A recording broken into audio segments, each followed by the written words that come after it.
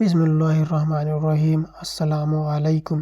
سب سے پہلے کروڑوں درود سید الانبیاء محمد مصطفیٰ صلی اللہ تعالیٰ علیہ وسلم پر۔ دوستو، ہم لے کر آئے محرم پر پورا واقعہ، جس میں امام حسین کا پورا واقعہ ہے۔ آپ کی پیدائش، سید الشہداء حضرت امام حسین رضی اللہ تعالیٰ عنہ کی ولادت مبارک 5 سوان 4 ہجری کو مدینہ طیبہ میں ہوئی۔ سرکار اقدس صلی اللہ تعالیٰ علیہ وسلم نے آپ کے کان میں اذان دی، منہ میں لعاب دہن ڈالا اور آپ کے لیے دعا فرمائی۔ پھر 7ویں دن آپ کا نام حسین رکھا اور عقیقہ کیا۔ حضرت امام حسین کی کنیت ابو عبداللہ اور لقب ست رسول و رحمت الرسول ہے۔ حدیث شریف میں ہے کہ رسول اللہ صلی اللہ تعالیٰ علیہ وسلم نے فرمایا کہ حضرت ہارون علیہ السلام نے اپنے بیٹوں کا نام صبر و شبیر رکھا، اور میں نے اپنے بیٹوں کا نام انہی کے نام پر حسن اور حسین رکھا۔ اس لیے حسنین کریمین کو صبر و شبیر کے نام سے بھی یاد کیا جاتا ہے۔ سریانی زبان میں صبر و شبیر اور عربی زبان میں حسن اور حسین دونوں کے معنی ایک ہے، اور حدیث شریف میں ہے کہ حسن اور حسین جنتی ناموں میں سے 2 نام ہیں۔ عرب کے زمانہ جاہلیت میں یہ دونوں نام نہیں تھے۔ ابن العربی حضرت مفضل سے روایت کرتے ہیں کہ اللہ تعالیٰ نے یہ نام مخفی رکھے، یہاں تک کہ نبی کریم صلی اللہ تعالیٰ علیہ وسلم نے اپنے نواسوں کا نام حسن اور حسین رکھا۔ حضرت ام الفضل بنت الحارث رضی اللہ تعالیٰ عنہ یعنی حضور اقدس صلی اللہ تعالیٰ علیہ وسلم کی چچی حضرت عباس بن مطلب رضی اللہ تعالیٰ عنہ کی اہلیہ محترمہ ایک دن حضور کی خدمت میں حاضر ہوئی، عرض کی یا رسول اللہ، آج میں نے ایک ایسا خواب دیکھا جس سے میں ڈر گئی ہوں۔ حضور علیہ السلام نے فرمایا تو نے کیا دیکھا؟ انہوں نے عرض کیا وہ بہت سخت ہے، جس کے بیان کرنے میں اپنے اندر تجدد نہیں پاتی ہوں۔ حضور نے فرمایا بیان کرو، تو انہوں نے عرض کیا میں نے یہ دیکھا کہ حضور کے جسم مبارک کا ایک ٹکڑا کٹ کر میری گود میں رکھا گیا۔ ارشاد فرمایا تمہارا خواب بہت اچھا ہے، انشاءاللہ تعالیٰ فاطمہ زہرا کے بیٹا پیدا ہوگا، وہ تمہاری گود میں دیا جائے گا۔ چنانچہ ایسا ہی ہوا۔ حضرت امام حسین رضی اللہ تعالیٰ عنہ کی پیدائش ہوئی اور حضرت ام الفضل کی گود میں دیے گئے۔ حضرت امیر معاویہ رضی اللہ تعالیٰ عنہ کی وفات کے بعد یزید تخت نشینی ہوتے ہی اپنے بیعت کے لیے ہر طرف خطوط حکمراں روانہ کیے۔ مدینہ منورہ کے گورنر ولید بن عقبہ تھے، ان کو اپنے باپ کی وفات کی اطلاع کیا اور لکھا کہ ہر شخص و عام سے میری بیعت لو، اور حسین بن علی، عبداللہ بن زبیر اور عبداللہ بن عمر رضی اللہ تعالیٰ عنہ سے پہلے بیعت لو، ان سب کو ایک لمحہ مہلت نہ دو۔ مدینہ منورہ کے لوگوں کو ابھی تک حضرت امیر معاویہ کے انتقال کی خبر نہ تھی۔ یزید کے حکم نامے سے ولید بہت گھبرائے، اس لیے کہ ان حضرات سے بیعت لینا آسان نہیں تھا۔ اس نے مشورہ کے لیے مروانہ بن حکم کو بلایا۔ مروانہ بن حکم وہ شخص ہے کہ جب اس کی پیدائش ہوئی اور حضور اقدس صلی اللہ تعالیٰ علیہ وسلم کی خدمت میں تحنیک کوئی چیز چبا کر نرم کر کے کھلانے کے لیے لایا گیا تو حضور نے فرمایا گرگٹ کا بیٹا گرگٹ ہے، جس کے باپ پر حضور نے لعنت فرمائی، بلکہ اس کے باپ کو شہر بدر فرما کر طائف میں رہنے کا حکم فرمایا۔ ایسے مروانہ سے بھلا خیر کی امید کیا ہو سکتی ہے؟ مدینہ منورہ کے گورنر ولید نے جب مروان سے مشاورہ لیا تو اس نے کہا ان تینوں کو اسی وقت بلائے اور بیعت کے لیے کہے، اگر وہ بیعت کر لے تو بہتر، ورنہ تینوں کو قتل کر دے۔ اس مشاورہ کے بعد گورنر ولید نے تینوں حضرات کو بلا بھیجا۔ حضرت امام حسین رضی اللہ تعالیٰ عنہ اپنے چند جوانوں کے ساتھ لے کر گئے۔ مکان کے باہر ان کو کھڑا کر دیا گیا اور فرمایا کہ اگر تم لوگ سنو کہ میری آواز بلند ہو رہی ہے تو فوراً اندر آ جانا، اور جب تک میں باہر نہ آؤں یہاں سے ہرگز نہ جانا۔ پھر آپ اندر تشریف لے گئے۔ ولید نے آپ کو حضرت امیر معاویہ کی وفات کی خبر سنائی اور پھر یزید کی بیعت کے لیے کہا۔ آپ نے فرمایا کہ میرے جیسا آدمی اس طرح چھپ کر بیعت نہیں کر سکتا، آپ باہر نکل کر سب لوگوں سے بیعت طلب کریں تو ان کے ساتھ مجھے بھی بیعت کے لیے کہیں۔ ولید امن پسند آدمی تھا، اس نے کہا اچھا، آپ تشریف لے جائیے۔ جب آپ چلنے لگے تو مروان نے برہم ہو کر ولید سے کہا کہ اگر آپ نے اس وقت ان کو جانے دیا تو بیعت نہ لی تو پھر ان پر قابو نہ پا سکیں گے، اگر یہ بیعت کر لے تو بہتر، ورنہ ان کو قتل کر دو۔ یہ سن کر حضرت امام حسین رضی اللہ تعالیٰ عنہ کھڑے ہو گئے اور فرمایا او ابن ذو زرقہ، کیا تو مجھے قتل کرے گا یا یہ قتل کریں گے؟ خدا کی قسم تو جھوٹا اور کمینہ ہے۔ یہ کہہ کر آپ باہر تشریف لے آئے۔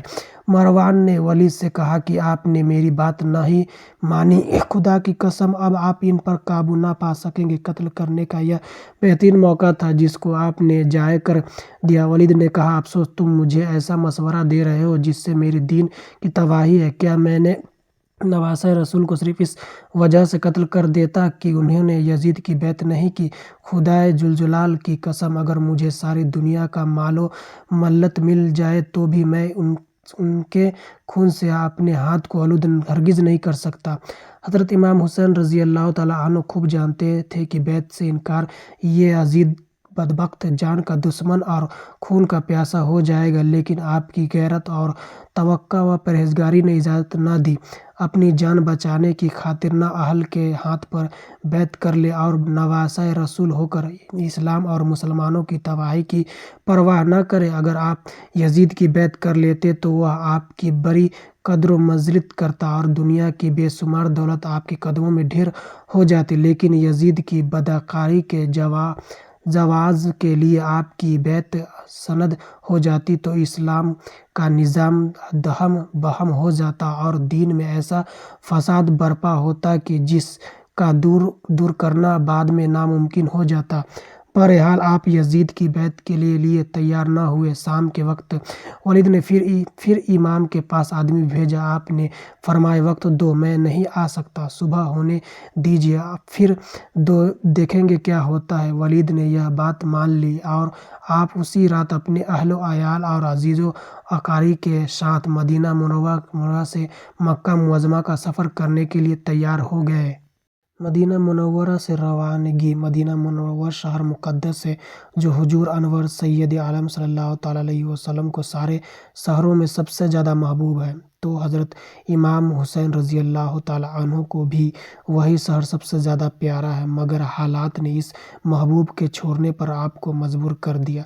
सफ़र की तैयारी मुकम्मल हो गई, ऊँटों पर कस्बे कसे गए और अहले बैत रिसालत का यह छोटा सा मुक़द्दस काफ़िला मदीनतुल रसूल की जुदाई के सदमे से रोता हुआ घरों से निकल पड़ा और हज़रत इमाम हुसैन रज़ी अल्लाह तआला अन्हु अपने नाना जान के रोज़े अनवर पर आखिरी सलाम अर्ज़ करने के लिए हाजिर हुए। इमाम अली मकाम जब अपने नाना जान के आस्तानाए मुक़द्दस पर आखिरी सलाम के लिए हाजिर हुए होंगे, उस वक्त आपकी कैफियत क्या होगी। बिलाशुबह दीदाए खुबार ने इसके गम की बारिश की होगी और अर्ज़ किया होगा कि नाना जान, मैं आपके मुक़द्दस शहर छोड़ रहा हूँ, शहर की जो मुझे सबसे ज़्यादा अजीज़ है और प्यारा है, इसलिए छोड़ रहा हूँ कि मेरा यहाँ रहना दुश्वार हो गया, मैं जा रहा हूँ, मुझे इजाज़त दीजिए। और आपके नाना जान सैयद आलम सल्लल्लाहु तआला अलैहि वसल्लम, जिन्होंने आगोश रहमत व मोहब्बत में आप की परवरिश की थी, उस वक्त रोज़े अनवर में उनका क्या हाल हुआ होगा, इसका तसव्वुर अहले मोहब्बत के दिलों को पास पास कर देता है। आह, यह दिन कितने रंज व गम का दिन था कि जिगरा गोशे रसूल फर्जंदे अली बतूल, जिनका सब कुछ मदीना में है, मगर आज वह मदीना से जा रहा है और हमेशा हमेशा के लिए जा रहा है। आप अलविदा ए नाना जान, अलविदा कहकर रोते हुए वापस हुए और डूबते हुए दिल के साथ मदीना मुनव्वरा पर हसरत भरी निगाह डालते हुए मक्का मुअज़्ज़मा की जानिब रवाना हो गए। यह वाक़या 4 शअबान 60 हिजरी का है। जब आप मक्का मुअज़्ज़मा पहुँच गए और आपकी तशरीफ़ आवुरी के लोगों की खबर हुई तो जुक दर जुक आपकी खिदमत में लोग आने लगे और आपकी ज़ियारत का शर्फ़ हासिल करने लगे। हज़रत इमाम हुसैन की मक्का शरीफ से रवानगी। उनके लिए ऐसे हालात पैदा हुए कि आप करबला की तरफ जाना उनका ज़रूरी हो गया। हज़रत मुस्लिम बिन अक़ील रज़ी अल्लाह तआला अन्हु के ख़त के आने के बाद इमाम अली मकाम को कूफियों की दरख्वास्त कबूल करने में कोई माकूल उज़्र बोगी न रहा तो आप इराक़ जाने के लिए तैयार हो गए और सफ़र के अज़वाज दुरुस्त होने लगे। जब मक्का वालों को आपकी तैयारी का इल्म हुआ तो उन्होंने आपका इराक़ की तरफ जाना पसंद न किया। जलीलुल क़द्र सहाबा हज़रत अब्दुल्ला बिन अब्बास, हज़रत अब्दुल्ला बिन उमर, हज़रत जाबिर, हज़रत अबू सईद खुदरी और हज़रत अबू वाक़िद लैली वग़ैरह रज़ी अल्लाह तआला अन्हुमा आपके आए और अर्ज़ किया कि आप कूफ़ा हरगिज़ न जाएं, वहाँ के लोग दिरहम व दीनार के बंदे हैं। उन्होंने आपके वालिद हज़रत अली और आपके भाई हज़रत इमाम हसन रज़ी अल्लाह तआला अन्हु के साथ खुली हुई गद्दारी और बेवफ़ाई की है। उनका हाकिम उन पर मुसल्लत है और उसी की हुकूमत قائل ہیں، تو جان لیجیے کہ کوفہ والے آپ کو جنگ جدال کے لیے بلا رہے ہیں۔ ہمیں سندیہ ہے کہ لوگ آپ کو دھوکہ دیں گے، جھٹلائیں گے اور آپ کو بغیر مددگار چھوڑ دیں گے، بلکہ حکومتیں وقت سے مل کر آپ پر حملہ کریں گے اور بلانے والے ہی آپ کے سب بڑے دشمن ثابت ہوں گے۔ حضرت امام نے فرمایا کہ میں خدا سے خیر کا طالب ہوں، دیکھیں کیا ہوتا ہے۔ جب آپ کربلا پہنچے تو لوگوں سے پوچھا، اس جگہ کا نام کیا ہے؟ تو لوگوں نے کہا، اس کا نام کربلا ہے۔ اس لفظ کو سنتے ہی آپ گھوڑے سے اتر پڑے اور فرمایا، یہ کربلا ہے جو مقام قبر و ولا ہے، یہی ہمارے اونٹوں کے بیٹھنے کی جگہ، یہی ہمارے مال و اشباہ اتریں گے اور اسی مقام پر ہمارے ساتھ قتل کیے جائیں گے۔ یہ محرم 61 ہجری کی دوسری تاریخ 5 شعبہ جمعرات کا دن تھا۔ یہ وہ تھا جب ایران میں بغاوت ہو گئی تھی، جس کو دبانے کے لیے عمر بن اسد کو 4000 فوج کا سردار بنایا گیا تھا اور رائے کی حکومت کا پروانہ لکھ کر دیا گیا تھا۔ ابن اسد اپنی فوج کے ساتھ نکل کر ابھی تھوڑی دور ہی پہنچا تھا کہ ابن زیاد نے اسے واپس بلا کر حکم دیا کہ پہلے حسین کی مہم شروع کرو، اس کے بعد ایران کی طرف روانہ ہو۔ عمر حضرت اسد بن وقاص رضی اللہ تعالیٰ عنہ، جو صحابی رسول اور عشرہ مبشرہ میں سے ہیں، ان کا بیٹا تھا۔ وہ نواسہ رسول حضرت امام حسین رضی اللہ تعالیٰ عنہ کی فضیلت سے خوب واقف تھا، اس لیے اس نے ابن زیاد سے کہا، مجھے اس عمر کے لیے نہ بھیجیں۔ ابن زیاد نے کہا، اگر حسین کے مقابلے کے لیے نہیں جاتے ہو تو رائے کی حکومت سے دستبردار ہو جاؤ۔ ابن سعود نے اس معاملے پر غور کرنے کے لیے ایک دن کی مہلت لی، پھر آخر دنیاوی حکومت کے لالچ میں آ کر امام علی مکان سے مقابلے کے لیے تیار ہو گیا اور وہی 4000 کی فوج جو ملک ایران جانے کے لیے تیار تھی، انہیں ساتھ لے کر 3 محرم کو کربلا پہنچا اور پھر برابر مقام مدد پہنچتی رہی، یہاں تک کہ ابن اسد کے پاس 22000 کا لشکر جمع ہو گیا۔ حضرت امام علیہ السلام نے ابن اسد کو پیغام بھیجا کہ آج رات ہم تم سے ملنا چاہتے ہیں۔ ابن اسد نے یہ بات مان لی اور آ کر تنہائی میں دیر تک گفتگو کرتے رہے۔ آخر میں حضرت امام نے فرمایا کہ میں 3 باتیں پیش کرتا ہوں، ان میں سے جسے چاہو میرے لیے منظور کر لو۔ پہلا، جہاں سے میں آیا ہوں وہیں مجھے واپس چلے جانے دو۔ دوسرا، مجھے کسی سرحدی مقام پر لے چلو، میں وہیں رہ کر وقت گزار لوں گا۔ تیسرا، مجھ کو سیدھا یزید کے پاس دمشق کی طرف جانے دو۔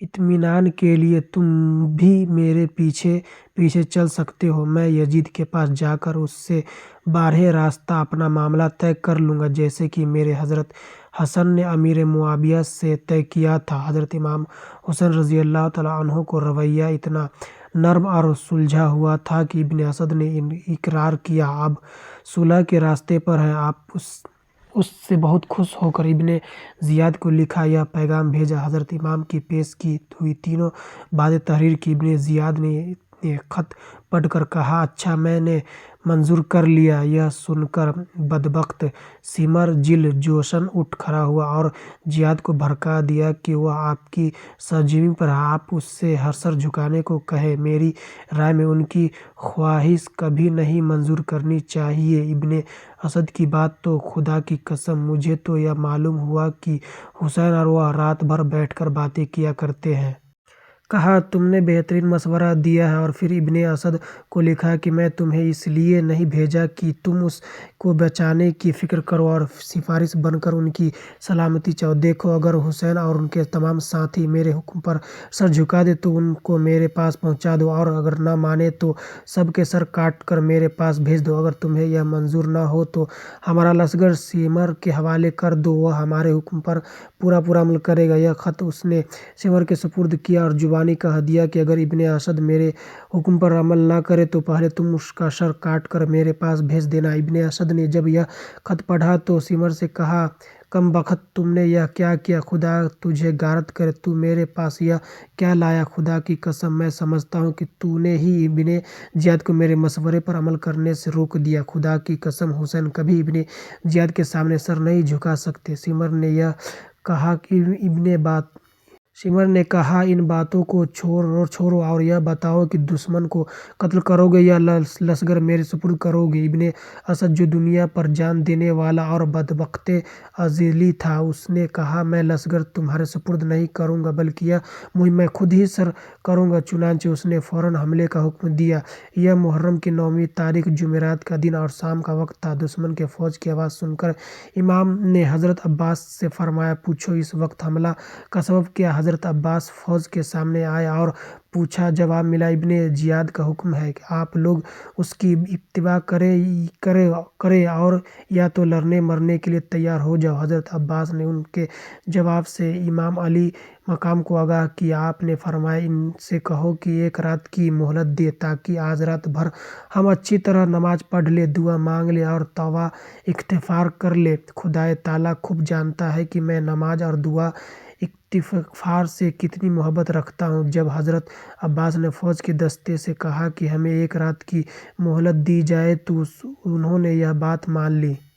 10वीं मुहर्रम के वाक़यात। आशूरा की रात ख़त्म हुई और 10वीं मुहर्रम की क़यामतुन्नुमा सुबह नमूदार हुई। हज़रत इमाम आला सिद्दीक़ अलैहिस्सलाम ने अहले बैत और अपने तमाम साथियों के हमराह फ़र्ज़ की नमाज निहायत खुशूस और खुशू के साथ अदा फरमाई। अब 10वीं मुहर्रम का सूरज अनकरीब निकलने वाला है। हज़रत इमाम, उनके अहले बैत और तमाम साथी 3 दिन के भूखे प्यासे एक लुक़मा किसी के हलक़ से नीचे नहीं उतारा और न एक कतरा पानी किसी को मयस्सर हुआ। ऐसे लोगों पर जुल्म और शफ़ा के पहाड़ तोड़ने के लिए 22,000 का ताज़ा दम लश्कर मौजूद है। जंग का नगारा बजा दिया गया। आक़ाए दो आलम सल्लल्लाहु अलैहि वसल्लम के लाल और अली फ़ातिमा के नौनिहाल को मेहमान बनाकर बुलाने वाली कौम ने जानों पर खेलने की दावत दी। हज़रत इमाम मैदान गाज़ार जंग में तशरीफ़ ले गए और एक तकरीर फरमाई। हमदो सलाह के बाद आपने फरमाया, ऐ लोगों, मेरे नसब पर गौर करो कि मैं कौन हूँ। फिर अपने गिरेबान में मुँह डालकर सोचो कि तुम्हारे लिए क्या मेरा खून बहाना जायज़ है। क्या मैं तुम्हारे नबी का नवासा नहीं हूँ? क्या मैं उनके चचा जात भाई अली का फ़र्जंद नहीं हूँ जो 8-10 साल की उम्र में ईमान लाए?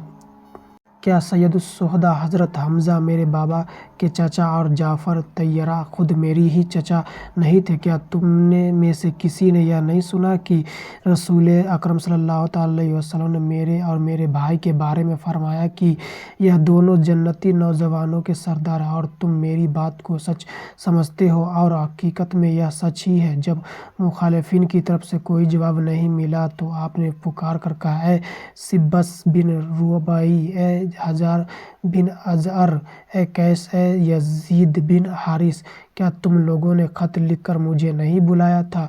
उन्होंने कहा, हमने से कोई ख़त आपको नहीं लिखा था। आपने फरमाया, तुम लोगों ने लिखा था और ज़रूर लिखा था।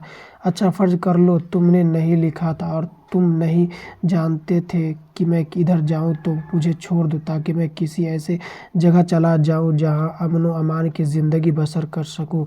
कैस ने कहा, आप इब्ने ज़ियाद के सामने सर झुका दे, फिर आपके साथ कोई ना पसंदीदा सलूक नहीं होगा। आपने फरमाया, खुदा की कसम, मैं जिल्लत के साथ तुम्हारे हाथ में अपना हाथ हरगिज़ नहीं दूँगा और न गुलामों की तरह इब्तिदा का इकरार करूँगा। मुखालिफिन के मानने की पहले ही से उम्मीद न थी, मगर इमाम अली मकाम को अपना फ़र्ज़ पूरा करना था, वह हो गया। फिर आप ऊँटनी बिठाकर उतर पड़े और अक़बा बिन शमआन को हुक्म दिया कि इसे बाँध दे।